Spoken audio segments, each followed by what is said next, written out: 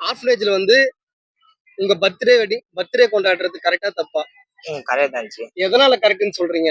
அவங்களுக்கு நம்ம தெரிய வைக்கிறோம். இந்த மாதிரி பர்த்டே செலிப்ரேட் அவங்களால பண்ண முடியாது. நம்ம பண்ணி அவங்களுக்கு காமிக்கிறோம். அதே மாதிரி நம்ம பர்த்டே செலிப்ரேட் பண்ணும்போது அவங்களுக்கு அன்னைக்கு சாப்பாடும் குடுக்குறோம். இல்ல ஆமா, நம்மளால முடிஞ்ச ஸ்நாக்ஸ் குடுக்குறோம். ஆமா. அதனால கரெக்ட்ன்னு சொல்றீங்க.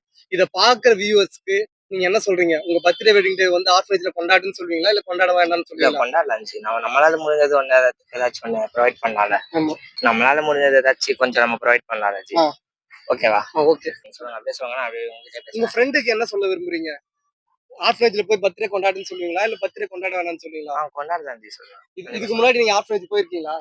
இல்ல ஜி. ஆனா எங்க வீட்ல இருக்க எங்க அத்தை, இப்ப யாருன்னா ஏதாச்சும் தவறிட்டா கூட நம்ம அந்த மாதிரி இது போய் அவங்களுக்காக சாப்பாடு ஆமா. போடுறது அந்த சூப்பர். மாதிரி சூப்பரா பண்றோம். சொன்னீங்க. சூப்பரான ஒரு விஷயத்த சொன்னீங்க. உங்க ரிலேஷன்லாம் போயிருக்காங்கன்னு சொல்றீங்க.